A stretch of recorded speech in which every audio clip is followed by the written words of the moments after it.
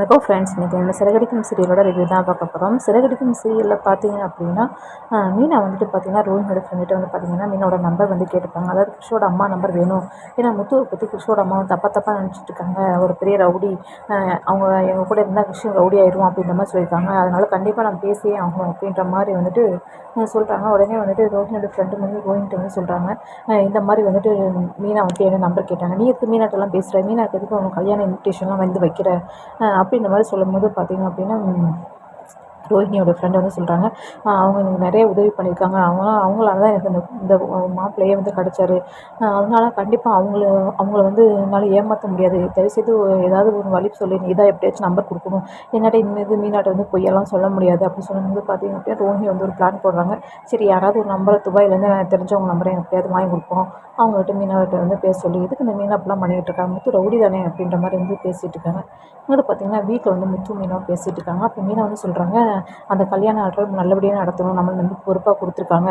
அம்மாவோட கடைக்கிட்ட தான் வந்து கோயிலில் தான் வந்து கல்யாணம் வந்து பண்ண போகிறாங்க. அதனால் நல்லா ஃபோட்டோ எடுத்து நம்ம அம்மாவோட பூக்கடையுமே ஃபேமஸ் ஆகணும் அப்படின்ற மாதிரிலாம் வந்து பேசிகிட்டு இருக்காங்க. உடனே இதை வந்து ரோஹினி வந்து ஒட்டி கேட்டுட்டு இருக்காங்க. விட்டு கேட்டுன்னு பார்த்தீங்கன்னா அப்படியே இந்த மீனை அப்படியே விட்டால் நம்மளை எப்படியாச்சும் கண்டுபிடிச்சிடுவா போல்.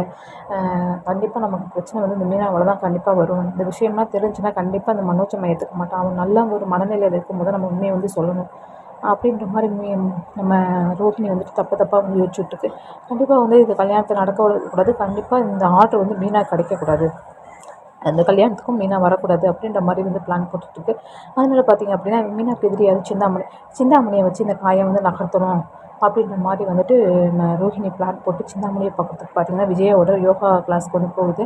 அங்கே போனோடனே பார்த்தீங்கன்னா சிந்தாமணிகிட்ட பேசுது. சிந்தாமணி, உங்களுக்கு நான் ஒரு பெரிய ஆர்டர் வந்து கிடைக்குது, என்னால் உங்களுக்கு நிறைய ஆர்டர் வந்து கிடைக்கும், அதுக்கு வந்து நீங்கள் எனக்கு ஒரு உதவி பண்ணணும் அப்படின்ற மாதிரி கேட்கும்போது சிந்தாமணி, எனக்குலாம் பெரிய ஆர்டர் வருது, நீ என்னம்மா கொடுக்க போகிற, சரி ஏதோ சொல்கிற, என் மேலே நம்பிக்கை வச்சு சொல்கிற, என்னன்னு சொல்லு அப்படின்ற மாதிரி மீனாவோட அம்மாவோடைய கடையை வந்து அங்கே கோயில் இல்லாமல் நீங்கள் பண்ணணும், இப்படி பண்ணிங்கன்னா என் மூலியம் உங்களுக்கு நிறைய ஆர்டர் வந்து கிடைக்கும் அப்படின்ற மாதிரி சிந்தாமணி சொல்லவா வேணும். ஆல்ரெடி மீனா வந்து எப்படா அழிக்கணுன்ட்டு சிந்தாமணி காத்துட்ருக்கு.